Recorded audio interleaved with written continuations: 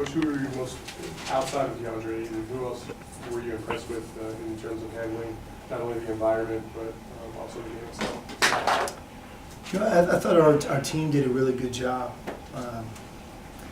You know, I think this game this year is about a week later, and that's to our advantage because we have that many more practices. And obviously, this summer we had the opportunity to go to Spain, which in addition to the trip gave us additional 10 more practices. So I don't want to say we're advanced, but I thought, you know, for the most part, guys did a good job at both ends. You know. The thing about DeAndre is, you know, he's obviously a terrific basketball player, but he's a remarkable kid. He has done every single thing that we've asked him to do since he stepped foot on our campus. Academically, in the classroom, working hard in the weight room. There's a lot of freshmen that have never lifted weights before they came to college. He was one of them. He might have had a sampling, but not a real strength and conditioning program. So you can imagine physically how gifted he is to be as big and not lifted weights. But sometimes when you're like him, you don't really think that the strength and conditioning part is for you.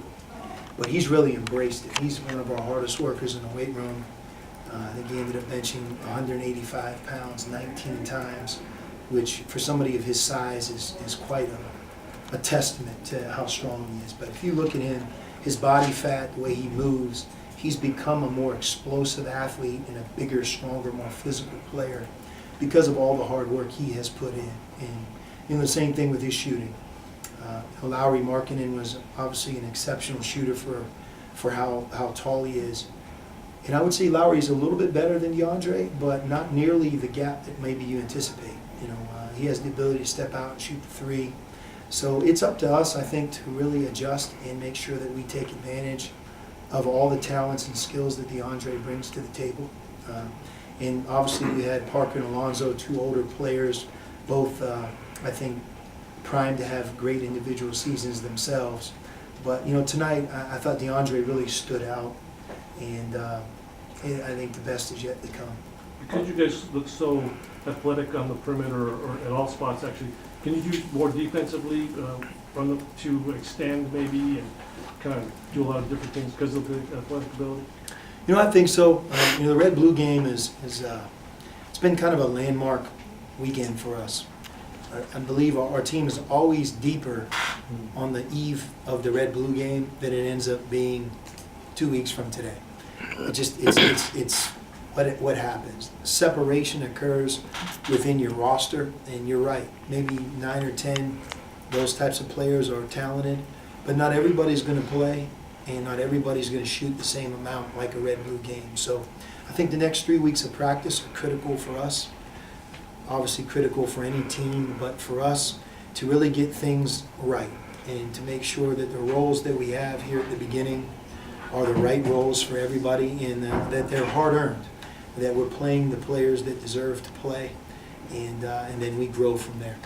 Along those lines, the competition in practice must be hellacious for you, and you must be enjoying that. It is. You know, Raleigh Alkins isn't playing right now, and Raleigh is one of our best players. He was a big reason that we won 32 games last year. He's that much better. A lot like you've seen the improvement of Alonzo, Parker, a lot of these guys that are a year older. You know, Raleigh added to his game, and you know, it's a shame that he broke his foot. The silver lining in that is that I think some other players are getting more repetitions, more attention maybe in practice than they otherwise would have. And my hope is that we can welcome Raleigh back sometime in December, and some of the younger players maybe are a little bit more advanced. That happened to us a year ago. You know, Kobe Simmons had a bigger role. Parker, Kadeem, we asked those guys to do more. And then when Alonzo eventually returned, I think we hit our stride there in the Pac-12 tournament. So my hope is the same thing can happen. And you know, you always pray for good luck and injury, no injuries. We've already had, you know, Raleigh go down, and hopefully we can have a good stretch here. Parker said he was impressed with DeAndre's unselfishness. How does that show up on the court? He's really smart. The player that DeAndre reminds me of the most, and you always remember those that you've coached, I had the great pleasure of being an assistant coach when David West was at Xavier. And David, he played with a chip on his shoulder because he was undervalued. He didn't have an ACC offer, yet he was from Garner, North Carolina. And man, I tell you what, that was a source of pride for him. He was a great competitor, but he also was very intelligent, almost like a guard, but yet he was a big man. And he has these hands and a touch facing the basket. Obviously, 15 years later, David's done well for himself. DeAndre is like a 7-foot, 260-pound great athlete version of David. And, obviously, he has his head on his shoulders. It's been remarkable for me to be the coach of both Lowry and DeAndre the last 2 years because both guys came in, ahead of the curve, had a great opportunity to be in school for just a year. Yet it was their attitude, their intelligence, their unselfishness that stood out. Not only with me, but with fans, with teammates. And when you hear Alonzo and you hear Parker give DeAndre credit, that means that he shows up every day and does what he's supposed to. And I would like to say this. I think this freshman class has an opportunity maybe to be our overall best freshman class that we've brought in. But a big reason is their attitude. Whether it's Brandon Randolph, Manuel Acott, Alex Barcelo, Ira Lee, and DeAndre is one of those. They have all been just willing learners, people that listen to their older teammates. And man, it's a lot more fun to come into the gym and practice and do the things that we do every day when you have a young group like them. And hopefully they can remain the same because to this point we haven't given any playing time out. Some guys will play more than others, but I have a good feel for that group. I think they'll have a lot of success. This event historically has always been a big moment for you in terms of recruiting. How much do you think about that when you're putting this event on and planning it out? Obviously we plan, and it's a big part of it, but once the game starts, it's truly about the players that are already here. This isn't a game of do the things that you do in the red-blue game that you never do any other time. We try to encourage the team to play like we practice because, tonight is a great test for our guys. You'd be surprised how excited and how nervous the freshmen are for the red-blue game. It's the biggest crowd in many times they've ever played in front of. So it gets them used to that type of big stage environment. And I think some of our non-conference games that are on our schedule, you point back to the 2 exhibition games, all of our practices, but also the red-blue atmosphere that helps prepare these guys for when it counts the most. What did you think of Chase Jeter's performance? And he can't play this year, but what are you kind of hoping to get from him? Chase is a wonderful addition to our team, to our future. Transfer always takes a back seat to the incoming recruiting class from high school because they're already here. But Chase will be a vital cog in our future. He really will. He was a McDonald's All-American, obviously played at Duke, great program, and played against and with some tremendous players. This is a year of development for him. He knows that. He's already getting better. But I think playing against Dusan and DeAndre, Keanu, Ira every day. And by the way, Chase is a big part of that competitive environment that you hear about because he practices with and against us every day. So we treat him like he's able to play. We don't put him on the scout team. In my past, I feel like that develops guys in their sit-out year better. It keeps them more engaged, and it makes your practices more competitive than if we just put him on the sideline and try to almost ask him to be the other team. So we're gonna practice this way with Chase the whole year, and I think he'll really be the beneficiary of that. How would you characterize him as a player? Smart, plays both ends, very deceptive defensively, can block shots, has the ability to offensive and defensive rebound, plays very well with other good players, and I think that his jump shot will continue to develop, as will his game around the basket. I noticed Emmanuel was guarding Alonzo for a good part of the game. Is that kind of an everyday thing in practice, and kind of how do they benefit from each other? Yeah, Emmanuel didn't make as many shots here tonight. That's okay. We see him every day. He's as good of a defensive player as a freshman that we've had. And I don't say that lightly because Aaron Gordon, Rondé, Nick Johnson, and then as guys grew older, someone like a TJ McConnell, Kadeem in his senior year, Kyle Fogg, those guys really embraced that defensive end, but they were terrific defenders. Emmanuel's kind of like that now, and that's going to be a big role for him, where he can get in the game, play different positions, because we really trust his ability to defend. And again, back to him, a lot of freshmen don't think that way. It takes some maturity to realize that defense means something, but he's very, very mature in his thinking, and I think he'll add a tremendous value to our team defense, be able to guard the other team's best perimeter player. You know, Kadeem did that every game for 30, however many games he played last year, and I think Emmanuel will be that person for our team this year.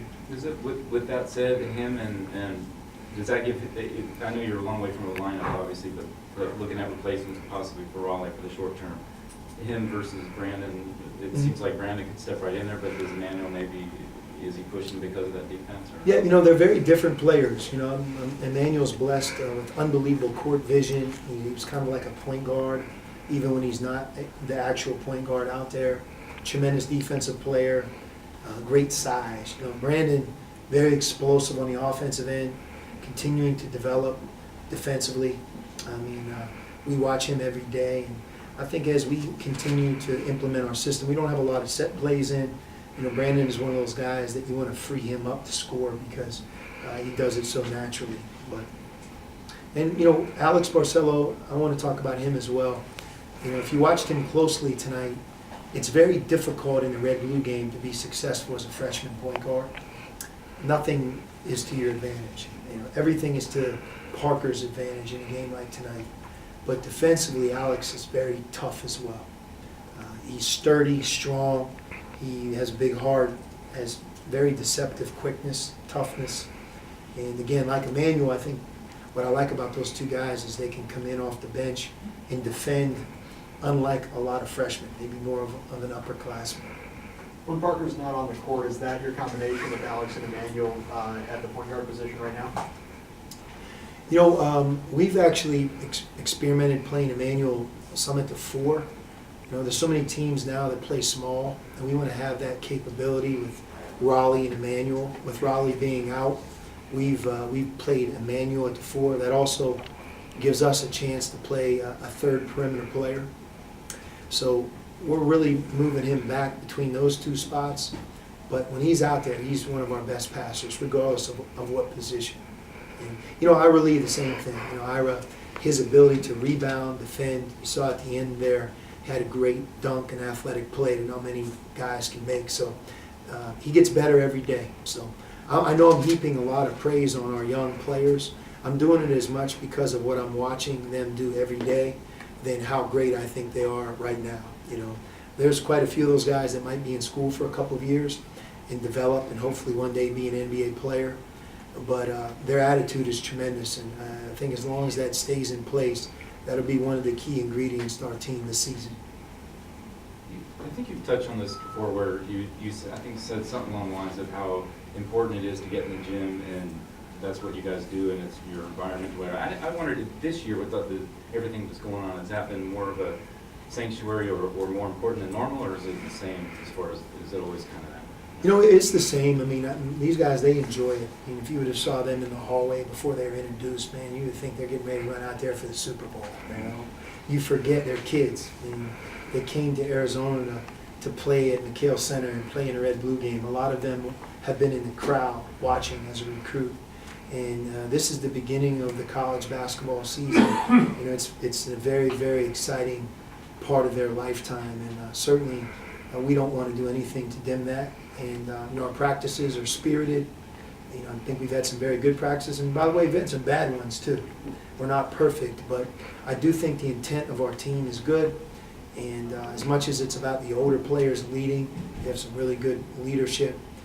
Man, I'm very impressed with the young guys, their attitude, and I think DeAndre has a lot to do with that. And when you're that guy, and you walk in the gym with that much talent, you know, you sort of are the compass of the team's mental, the attitude, the confidence. And he has a good head on his shoulders, a lot of confidence.